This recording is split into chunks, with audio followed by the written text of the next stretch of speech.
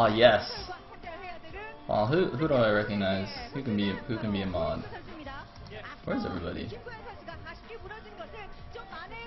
Oh, look at that! Look at that! You see that? See that? It is Canata. Boom, boom. Calling it like a boss. Okay, so some people want to be banned, some people want to be mod. I can't tell which is which, so I'll just like I'll ban half of you and mod the other half, and hopefully I get it right.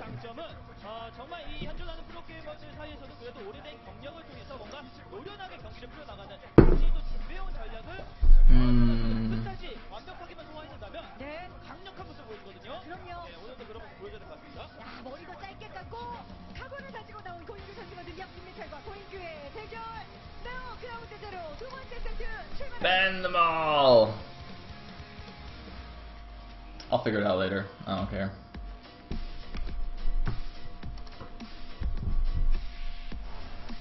X-Pac, if you just want to watch the game, you just leave the chat unmoderated. Oh, this is gonna be awesome.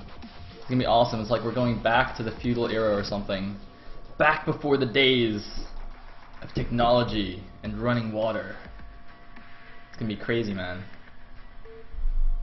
Or you can just, oh no, you should just like ban random words in the chat, like what OGN did. Alright, we need to think of some cool words. Alright, ban the word only. Wait, can you do that actually as a mod? Alright, the word only is now banned in the chat, alright? That's censored. What else should we censor?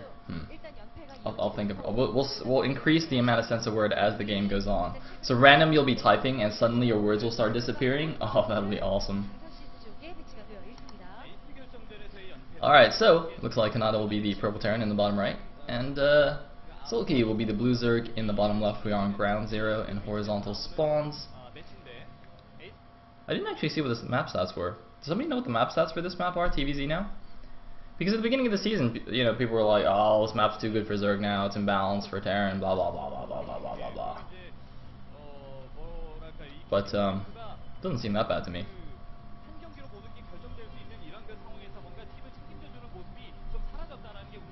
Oh my god, everyone's getting banned. see, X-Pac was just playing with you guys. He's like, yeah, I totally watched the game. You guys can do whatever. I'm not gonna ban people anymore. But it was a trap, guys. You all fell for it. You all thought X-Pac would be watching the game instead of the chat. How foolish you were. Oh, you silly little people, thinking that X-Pac wouldn't be on top of the ban hammer. Oh, you. Hey, it looks like Overlord is heading over in the correct direction here. He is going towards the farther natural, which is fairly standard in ZVT nowadays. I always comment on how it's like very clever, but nowadays it's just become the normal scouting pattern, so yeah, it's all good. And the second Overlord gonna go scout vertically. It looks like we are gonna see a 12 hatch from Soulkey, very standard. 4-player map ZVT, you'll almost certainly 12 hatch. And this is looking like the start of a 1-Rax expand from our Terran player. Now that drone's going out to most likely scout cross map, but as soon as this Overlord sees the SCV, he'll know exactly where the Terran is. So that drone should change direction now. Yep, there we go. As soon as he sees it, he does change direction with the drone. Going into the, gonna go check out the Terran base. He's not gonna see anything particularly interesting. However, we have seen a couple of early cheeses in TVZ recently, a couple of BBS barracks supply rushes. So you know, better safe than sorry as the Zerg player. And looks like a SCV scout gonna get in here at roughly the same time. Gonna see it was a 12 hatch, gonna see the bull thrown down. Alright, cool. So the drone, gonna see that it is in fact gonna be a 1-Rax expand here, just gonna go back. Might try and block this command center a little bit. Nope, not gonna be able to, and the Marine's on the way anyway, so it wouldn't do too much for too long. So he's just gonna run off home. We are lacking a tiny bit here, but hopefully everything will be fine. I do have the backup stream. I paused it for too long, so now it's like way behind. I'm actually I should try and refresh this. We are seeing a 3-hatch opening from Soulkey. Whoa! Be quiet, you. So yeah, both players doing very standard stuff. 3-hatch versus 1-Rax expand. I mean, it really doesn't get more standard than that. We do have a quick gas here. We're not really quick, but a gas before any additional barracks, which means it's either going to be a fast tech play, fast science vessel, or will just be an engineering bay for fast +1 attack for his medic marine. We shall see. More and more players seem to start going for these fast vessel builds, which is quite interesting. And indeed, it is going to be a factor here. Okay, I do kind of want to spitball what I think about this new shift in the TBZ metagame, I guess. I mean, it's funny because if you guys watch the OSL finals, if you watch the Legends match between Boxer and Yellow, Boxer did a 2-Rax Academy opening, which used to be the absolute standard build. But people now moved away from that and either go like +1 4-Rax or 5-Rax or fast vessel. And I think that's because it's basically going to two extremes. So the 2-Rax Academy build is kind of like the middle of the road. You have a few medic marine, you get an okay timing on your vessel, but you're not really going hardcore one way or the other. Like you're not going to have a huge number of medic marine like you will with the 4-Rax, and you're also not going to have a ridiculously fast vessel like you will going for the fast gas just off 1 barracks. It's a very middle of the road build, which is fine. It's a jack of all trades, but it doesn't do any one thing particularly well. So instead, players are like, well, you know what? Actually, I don't really want to play this kind of middling style. I want to, either I go 4-Rax and I have slam out a ton of medic marine, I put on a lot of pressure, I do that, or I just rush for the vessel because I don't actually need that many medic marine. And as soon as the vessel comes out, it's basically game over for the mutas. So it's like, rather than mess around with 2-Rax medic marine and try and defend the mutas and whatnot and build more turrets, instead let me just get super fast vessel, get irradiate, and then boom, mutas are not really a threat. And the same principle with the the fast +1 build is you nullify the mutas by just attacking and forcing them to defend. So either way, the 2-Rax Academy build is more defensive, like you're on the back foot against it, and then the other builds are more aggressively denying the mutas. But sorry, I've not been talking about this game. There's a lot of Lings coming out, and there's a Hydralisk Den already, so presumably it's going to be a Lurker Ling bust here. Although I haven't seen any Lurkers yet. He's just got a lot of speedlings coming off, and this could actually be quite an issue here because there's not that many units at the turn front. He's going to have to pull a lot of SCVs to block this. Oh my goodness, the Lings are moving in here. He needs to pull the SCVs. He needs to repair the bunker. The Marines are in good position. There's a slight wall, but it's not perfect. The SCVs pulled way too late here, and Soulkey going for the break. Can he repair the bunker? He cannot. The Lings just going to kill everything. Oh man, this is probably game over for Canata right now. Just a sudden swell of Zerglings from Soulkey. Canata did not see it coming. Of course, he doesn't even have an academy yet, I don't think.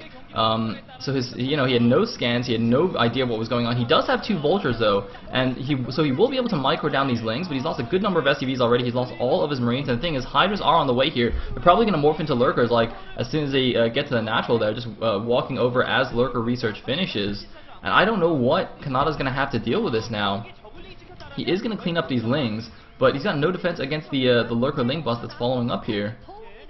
And the funny thing is that Soulkey's even afforded another expansion there at the top left natural. I'm not sure how he's affording that. I'm not sure even why he built it there instead of the main. Actually, is that a hatchery? It looks like a hatchery, but I'm not actually sure. Either way, Canata looks like he's upgrading something there. Hopefully it's mines. If that is mines, he'll at least maybe have something to deal with this. But the thing is, oh man, he's pushing the Lings back, but the Lurkers are morphing on the north side. Very smart move by Soulkey there, morphing the Lurkers where Canata would just not see them as he ran his Vultures past. And look at this, the Lurkers walking in here. There's one Marine in the bunker, the Vulture, can it block? It looks like it does block one of the Lurkers, but it's just going to run back to the behind the natural there. Is it going to burrow there, or is it going to go try and get around? Stay tuned for when the stream resumes. Looks like this Vulture is trying to hunt down the Lurker. Can he get it? He doesn't get it, and he has no detection right now. Actually, he has the turret there, but he has no mobile detection. No, he has a vessel. He has a vessel out, so he can actually kill this. He needs to make sure not to lose so many SCVs, though. Why is he not pulling SCVs? The SCVs, okay, now the SCVs are pulled. More Lings are coming in here. The Marines run into the bunker. The Vulture's helping out at the front. The Lurker at the natural. Oh my god, it's moved into the main, but most of the SCVs have run already. There's only like 6 SCVs left here. So even if he loses those, it's not the end of the world. And the thing is, like, Soulkey made those Lings so early. He's been making a ton of units here. His drone saturation cannot be that strong. And look at this, mines are already out here. So with those mines out, it's going to be impossible for Lurkers to actually run in here anymore unless some Lings clear the way for them. So Canata is going to move back here. Going to try and take down these Lurkers, but Vultures are really not very good against Lurkers, unfortunately, for Canata. But let's have a look at the drone count. How is the drone count? It looks like the saturation on 2 base isn't terrible. He's got about 1 per patch in the main, a little bit more than that in the natural, it looks like, and the siege tank is out already. And, you know, this fast tech play has actually probably saved Canata, in fact. I thought it would be bad because, you know, he wouldn't have any units holding in the front, but now, you know, he had a really fast vessel. Even if he doesn't have comp, it doesn't really matter. He has the fast vessel, and he gets the fast siege tank, as you can see. Oh, that could be a huge mind drag! Oh, he messes up a little bit. He doesn't go all the way back behind the to the right side of the minerals there. I think he could have got a lot more. And now the Vulture's trying to poke in here, snipe down that the lurker. But I think Canata has stabilized here. The problem is he's actually trailing in supply right now, 36 supply against a 39 supply of Soulkey. So, you know, even though Soulkey did invest a lot in that lurkerling attack, kind of sacrificing economy a little bit, you know, he did kill a good number of SCVs, he did kill a good number of units, he disrupted the mining a lot, and all that good jazz. So I still think Soulkey is in a pretty good spot right now. Looks like Irradiate just started, but look at this, look at the production facilities, still only 1 barracks. So he's not going to be able to produce that, like, the swell of Marines that he really wants. He's essentially doing like a 2-base 1-1-1 here. His production facilities are literally 1 barracks, 1 factory, and 1 starport right now. And oh no, it looks like he's going to lose those vultures. Actually, look at this. Soulkey's actually got the Hydra upgrades. He's got Hydra speed right now, and presumably he's got range as well. He might actually just try and bust this with Hydras. That's a very interesting choice here. It's like, alright, Lurkers don't do well against mines, but Hydra's not bad. And there's not going to be that many units here. See, normally Hydras aren't very good because Medic Marine do own Hydras in large numbers, but you know, with only a handful of tech units here, I mean, what's he gonna do when the Hydra bus comes in? And these three Zerglings just sneak into the main. They're pulling all the units back. Oh my god, the Hydras might just go now. This could be a distraction attack while the Hydras go in the front.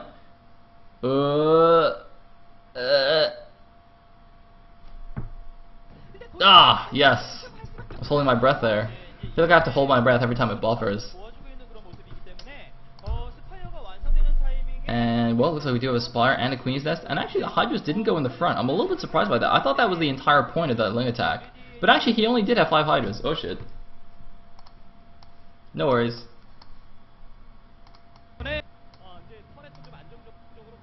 So, oops. Forgot I can't click. So, yeah, I'm a little bit surprised he didn't go in with those Hydras in the front at the same time there. I mean, he did only have 5. Eventually, but I thought he would just like make a billion Hydras, run into the Ling, like pull the siege tank back, and then just go attack the front. I think he probably could have just won if he did that, but I guess not. Anyway, looks like Muta switch is now out. Now the thing is though, there's 2 science vessels. Irradiate is done, I believe. So they're probably going to have at least like 3 or 4 Irradiates between them, because they've been out for a long time, right? Now there's a lot of Scourge. Now Canata's got to be very, very careful not to let those vessels get Scourged. But, you know, I think he already has turrets in his mineral lines, right? Like, as far as I know, he's got 2 turrets in his natural mineral line, and presumably a turret or 2 in his main. So I'm not exactly sure how much this can do. And interesting that Overload's speed is actually finished already. Is he thinking about doing some kind of drops or something like that? That's usually what that indicates. Otherwise, Overload speed is not particularly useful in ZVT. And oh, he's trying to bomb the vessels! He gets both vessels! Oh my god, a huge move there. Wow, Canata was not paying attention at all. He did not see that one coming. Oh my god. That was a beautiful move by Soulkey. And the thing, like, man, he must have had those on like 3 different hotkeys too, to be able to bomb those both like that. To split out his Scourge, because, you know, he had the Mutas and the Scourge stacked together to make sure that the Scourge couldn't get targeted down, but wouldn't get targeted down by the turrets. So you want the, you know, you have the Mutas there basically just to soak up damage while the Scourge go in and kill the vessels. But then, you know, you can't like manually click out the Scourge by yourself, so you have to have them on like 3 different hotkeys. So he had 1 hotkey for each set of Scourge, and then 1 hotkey for the whole group, basically. So the whole group hotkey like keeps them stacked together, and then he uses the individual hotkeys for the Scourge to snipe the vessels. That's actually really cool. Because also, oh, hold that thought, we have a big attack going in here. Whoa! He's got to pull back. The tanks, they're under attack. I think he's going to be okay. Wow, doesn't even lose that single siege tank at the front. That's actually quite good. Bit of a costly attack there for Soulkey, losing a good number of Lings without really killing too much. But meanwhile, he's also getting his 4th base at the top left main there. I'm still curious about his choice of expansion there to get the natural first and then the main. You know, you almost always get the main first, just so you can put lurkers on the ramp and defend it more easily. But this is almost like a, you know, a ZVP expansion style, where you get the 3rd and then you defend it, and then you get a free 4th. Which, considering how aggressive he was being, maybe that was the entire point. Because you see, he was like, well, I'm going to be super aggressive here in the early/mid game, so he can't attack me anyway. So I'll take this riskier base first, and then later on, if he holds off the attack and I'm not putting on pressure and he can start attacking me, well then I've already got this base defended and I can get a free 4th base. I think that's probably the thought process here. And, you know, it's worked out exactly as he planned, if he planned it like that. And he's now already got his defilers up, and, you know, Canata's only just now moving out of his base. You know, normally, by the time when the defilers come out, the Terran kind of wants to be knocking on the Zerg's front door there, you know, kind of sieging down his natural, give himself as much space to maneuver as possible against the Dark Swarms. But in this case, he's kind of just barely moving out here, and, you know, Soulkey will be able to meet him in the middle of the map with those lurkers and lings and defilers if he really wants. Looks like, yeah, consume now finished. So Soulkey's now the one with plenty of room to maneuver here. Of course, he does have to be a bit careful because, you know, this is a fairly open middle on this map, so it is kind of easy to just maneuver around Dark Swarms. Just gotta be a little bit careful how he engages here. But it looks like Canata's actually just gonna push along the south side here, which is a little bit narrower. Oh, he's got to target down those Scourge. Oh my god, does not target down the Scourge, and might even lose 2 of these siege tanks here. That is not good for Canata. He went for a fast vessel build, and yet he's still only got 1 science vessel right now. That's really, really bad, losing his 3rd science vessel of the game. You know, I feel like a higher caliber Terran, like Flash, or maybe like Light, who has great TVZ, would have actually manually targeted those Scourge with the Marines, because if you just attack, the Marines will automatically attack the Lurkers and Lings, which are attacking them, because they're like, you know, fuck the Scourge, man. The Scourge can't kill me. You know, fuck the Science Vessel. I just want to live. I just want to kill these Zerglings. But no, the Science Vessel is actually the most important thing there. So you really, really need to be able to target that down. But I mean, obviously, it's extremely difficult. Scourge are tiny little things. To be able to click on those is pretty tough. Anyway, we are finally going to have a bit of counterattacking here from Canata. This is probably some of the first aggression he's done all game here. Doing a cute little vulture drop here in the main, going to lay some mines, and oh, that might even trigger on that on that egg. In fact, going to kill a few lings, and kill a few drones. I mean, you know, it's not the end of the world. Soulkey just going to send some lings in here to deal with this, but you know, actually, it's going to kill a few drones here in the main base. And might even clean up these lings as well with that good position. No, he's just going to run down there. Oh, he's going to use his spider mines actually to help him survive, help him deal with all these units. And with the speed, it's actually really hard, even for the speedlings, to catch these vultures. Speed vultures are, in fact, the fastest unit in the game, faster than even than mutas and Scourge and whatnot. Getting a little bit stacked there. Unfortunately for him, probably could have done a little bit more damage. And you know, little things like that are what he needs to come back in this game, but I feel like he's already a little bit too far behind. You know, Soulkey's been staying ahead in the supplies at 104 supply against a 95 supply of Canata. Canata, you know, the Terran in this situation really should be a little bit further, like a little bit ahead of the Zerg in supply for it to be even.